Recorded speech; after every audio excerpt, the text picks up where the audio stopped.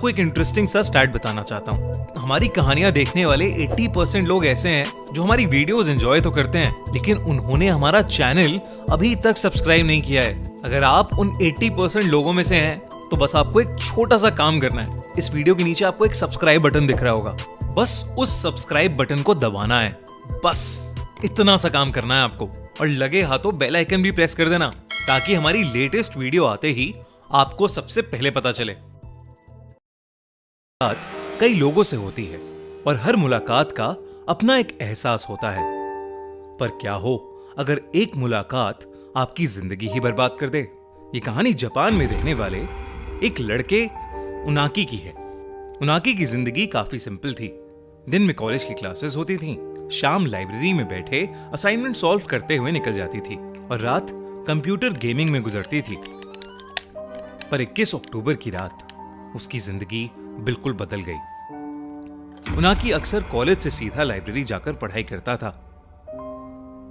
उस दिन उनाकी काफी थका हुआ था, इसलिए उसकी आंख लाइब्रेरी में ही लग गई और जब आंख खुली तो उसने देखा कि घड़ी में रात के 12:30 बज रहे हैं। उनाकी कभी भी इतनी देर रात अपने घर से बाहर नहीं रहता था।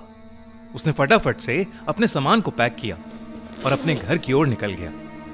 उनाकी का घर लाइब्रेरी से करीब 20 मिनट दूर था, पर उसके घर जाने के लिए एक शॉर्टकट रास्ता भी था जिससे वो बस 10 मिनट में पहुंच जाता था। लेकिन उसे सब लोग उस शॉर्टकट को लेने से अक्सर मना किया करते थे। उस शॉर्टकट वाले रास्ते पर कोई भी लैंप या रोशनी नहीं थी। उस रास्ते पर बिल्कुल अंधेरा रहता था और लोग कहते थे कि उस अंधेरे में अकाई ओना रहती है। अकाई ओना जापान का एक मिस्टीरियस हॉरर लेजेंड था। कहते हैं कि बहुत से लोगों को रात के अंधेरे में एक रेड ड्रेस में लड़की दिखाई देती है और उस लड़की के चेहरे को अगर कोई देख लेता है तो वो लड़की उसके पीछे एक साई की तरह पड़ जाती है। कई लोग या तो गायब हो गए या मरे हुए पाए गए, पर उनाकी अकाई ओना को बस एक हॉरर लेजेंड मानता था। और तो और वो पहले भी कई बार उस शॉर्टकट से घर गया था और उसे कभी ऐसा कुछ नहीं मिला, पर यह पहली बार था जब इतनी रात हो चुकी थी। उनाकी को बहुत तेज नींद आ रही थी और वो बिना कुछ सोचे उसी शॉर्टकट वाले रास्ते पर चल दिया। शुरुआत में उनाकी को उस रास्ते पर कुछ भी दिखाई नहीं दे रहा था, पर धीरे धीरे हल्की आसमान की रोशनी में उसे थोड़ा बहुत रास्ता दिखाई देने लगा। कुछ दूर चलते ही अचानक उनाकी को दीवार के पास एक औरत खड़ी दिखाई दी। उस औरत ने लाल रंग की ड्रेस पहनी हुई थी। उनाकी को अचानक से घबराहट होने लगी। वो उस औरत का चेहरा देख नहीं पा रहा था और वो बस चुपचाप एक जगह खड़ी थी। उनाकी को बहुत अजीब लगा कि इतनी रात में ये औरत क्यों दीवार के पास खड़ी है, और तो और उसने एक लाल रंग की ड्रेस पहनी हुई है।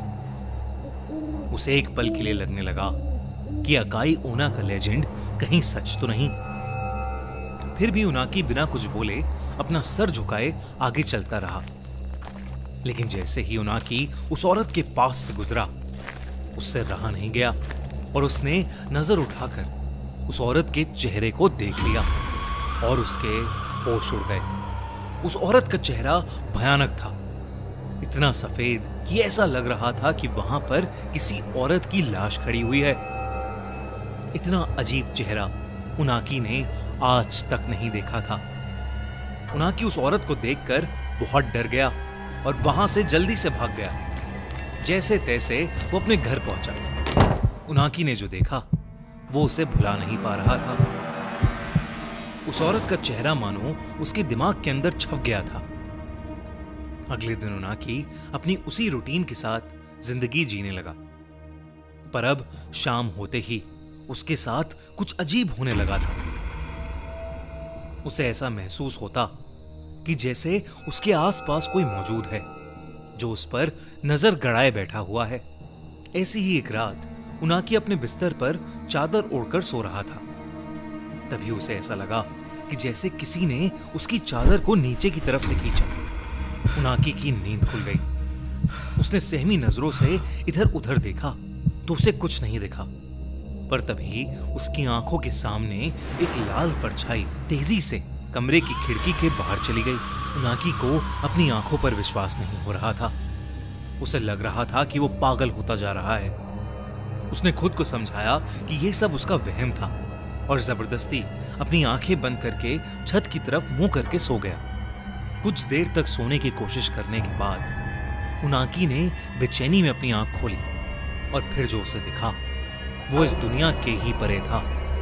उसके कमरे की छत पर बिस्तर के ठीक ऊपर वही लाल ड्रेस वाली लड़की दीवार से चिपकी हुई उसे घूरे जा रही थी। उनाकी जोर से चीखा और वहीं उसकी नींद खुल गई। उनाकी को अब समझ आया कि वो असल में ये सब एक सपने में देख रहा था। उसका गला बुरी तरह सूख गया और पूरा शरीर पसीने पसीने में भीगा था। तभी वो उठकर पानी पीने लगा। पानी पीते हुए उनाकी की नजर अपने कमरे की खिड़की पर गई और उसके हाथ से उसका पानी का गिलास छूट गया। खिड़की के ठीक बाहर वही लाल ड्रेस वाली औरत खड़ी थी और वो अपने उसी भयानक चेहरे से उनाकी को घूरे जा रही थी। लेकिन उनाकी ने जैसे ही लाइट्स ऑन की तो उसने देखा कि खिड़की पर कोई नहीं है। दिन ब दिन ये सब इंसिडेंट्स बढ़ते जा रहे थे। उसे हर जगह अकाई ओना दिखने लगी थी। उनाकी ने अपने कुछ दोस्तों से भी इस बारे में बात की, पर किसी ने भी उसकी बातों पर विश्वास नहीं किया। उसके दिमाग में यही चल रहा था कि कहीं वो अब गायब तो नहीं हो जाएगा। उनाकी का डर बढ़ता ही जा रहा था। उसने डिसाइड किया कि वो पुलिस स्टेशन जाकर वहां से मदद मांगेगा। पर तभी उसे अपने घर के मेन गेट खुलने की आवाज आई। उनाकी हिम्मत करके बाहर देखने गया तो उसने देखा कि उसके घर का दरवाजा पूरा खुला हुआ था और बाहर से तेज हवाएं अंदर आ रही थीं। उनाकी ने अपने एक दोस्त को सब कुछ बताने के लिए फोन मिलाया। उनाकी बस अपने साथ हुए इंसिडेंट्स के बारे में बोलता चला गया। तभी बात करते करते वो एकदम से रुक गया क्योंकि उसे अपनी गर्दन के ऊपर किसी की सांसें महसूस हुई। उनाकी समझ गया कि उसके पीछे कोई खड़ा था। एकदम से उसे एक हाथ अपनी गर्दन पर आता हुआ महसूस हुआ। जब उनाकी ने शीशे में देखा तो वो कांप उठा। अकाई ओना उसके ठीक पीछे खड़ी थी। उनाकी ने घबराते हुए अपने दोस्त से फोन पर कहा, अकाई ओना, वो मुझे लेने आई है। वो मुझे लेने आ गई है। कुछ ही देर बाद उनाकी का दोस्त उसके घर पहुंचा। उनाकी का पूरा घर तहस नहस हो चुका था। ऐसा लग रहा था कि जैसे घर के अंदर कोई तूफान आया हो। उसके दोस्त ने पूरा घर ढूंढा पर उनाकी कहीं भी नहीं था। उनाकी अपने ही घर से गायब था और उस दिन के बाद वो कभी किसी को नहीं मिला। आज तक कोई नहीं जानता कि उनाकी के साथ आखिर हुआ क्या था। कौन है अकाई ओना और क्यों वो जापान में लोगों को गायब कर रही है? इन सभी सवालों के जवाब तो हमारे पास नहीं है, पर हम सिर्फ इतना जानते हैं, अगर आपको कभी कोई ऐसी औरत किसी अंधेरी गली में खड़ी दिखाई दे तो वहां से वापस मुड़ जाना ही बेहतर है। दोस्तों,